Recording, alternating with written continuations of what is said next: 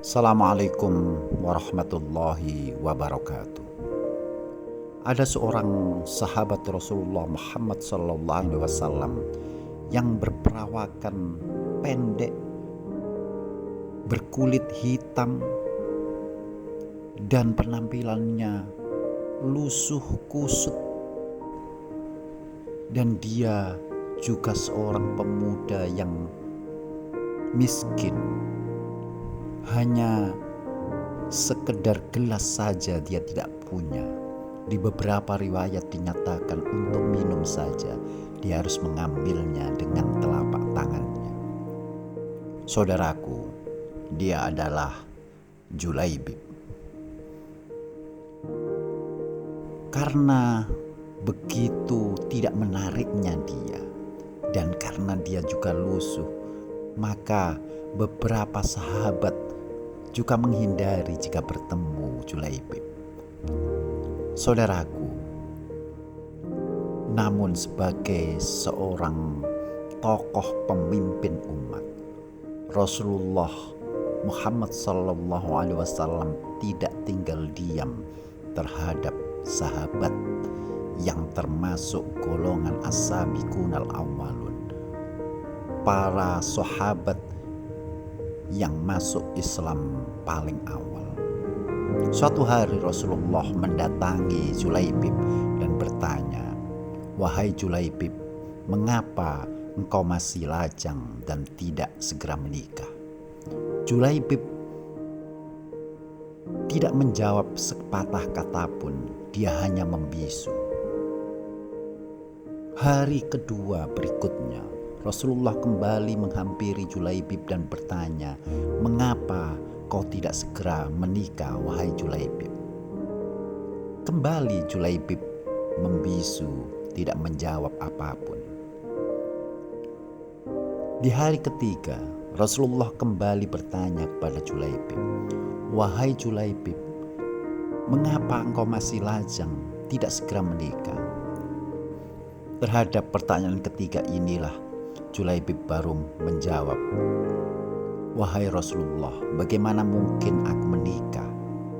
Wajahku yang tidak menarik, bodiku yang pendek cebol, kulitku yang hitam. Bagaimana mungkin ada seorang wanita yang tertarik dan bisa mencintaiku?" Mendengar jawaban ini, saudaraku, Rasulullah tertawa dan tersenyum. Maka Rasulullah kemudian menepuk pundak Julaibib dan berkata, "Aku akan datang kepada seorang tokoh sahabat Ansor dan aku lamarkan engkau dengan seorang putrinya yang cantik jelita." Betapa terkejutnya Julaibib mendengar apa yang dikatakan oleh Rasulullah Muhammad SAW. Singkat cerita, Rasulullah mendatangi tokoh sahabat Ansor dan menyatakan akan melamar putrinya untuk dinikahkan dengan Julaibib. Tentu tokoh Ansor ini tidak mau menerimanya karena dia tahu betapa Julaibib adalah pemuda yang sudah tidak menarik, pun juga seorang pemuda yang masa depannya dipertanyakan. Tapi saudaraku, ketika orang tuanya menolak, maka anak gadis yang jelita ini kemudian berkata pada orang tuanya, "Wahai ayahku, bagaimana mungkin kau menolak keinginan hamba yang paling dicintai oleh Allah Subhanahu wa Ta'ala? Aku mau menerima menjadi istri Julaibib." Saudaraku, di hari itu pula Rasulullah menikahkan Julaibib dengan seorang wanita yang cantik jelita. Namun malam harinya terdengarlah suara yang sangat keras. "Ya khailallah irkabi, Ya khailallah irkabi, ya khailallah irkabi. Wahai para penunggang kuda, tunggangilah kudamu dan berlarilah menuju peperangan. Maka dengan serta-merta Julaibib mengambil pedangnya dan ikut berperang bersama Rasulullah dan bala tentaranya. Saudaraku, apa hendak dikata ketika perang berkecamuk, Julaibib dikeroyok 7 orang kafir, tapi Julaibib bisa melawannya, tapi Julaibib juga terluka parah. Dia berhasil membunuh 7 orang kafir, tapi dia sendiri wafat dalam keadaan syahid. Saudaraku, mendengar berita ini, Rasulullah sangat bersedih.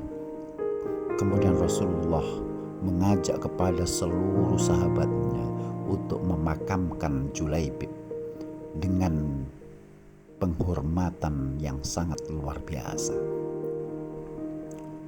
Saudaraku, di tengah pemakaman Julaibib ini, Rasulullah memandang ke langit. Kemudian sejenak Rasulullah terlihat menangis dan meneteskan air mata. Tapi tidak berselang lama kemudian Rasulullah terlihat tertawa, tersenyum bahagia. Melihat dua aura wajah Rasulullah ini, para sahabat merasa keheranan. Kemudian bertanya, "Wahai Rasulullah, mengapa di saat yang sama engkau menangis dan kemudian engkau tertawa?" Rasulullah menjawab, "Wahai sahabatku, ketika aku menangis, aku teringat betapa sedihnya aku. Semestinya Julaibib bisa berbahagia dengan istrinya jika tidak ikut berperang. Tapi karena Julaibib mempunyai rasa jiwa yang besar untuk membela agama ini, kemudian ikut berperang dan kemudian syahid. Tentu ini hal yang sangat menyedihkanku. Namun tidak berselang kemudian aku melihat di langit ada ratusan bidadari yang sudah menunggu kehadiran Julaibib. Betapa aku kemudian sangat bahagia. Allah Subhanahu wa Ta'ala telah membalas perjuangan Julaibib atas agamanya.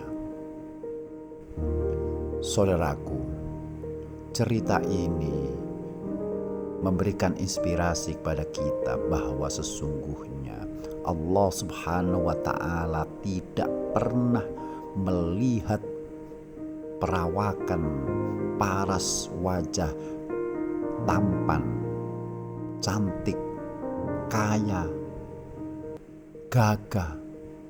Tidak, tapi Allah melihat kebaikan perbuatan seseorang.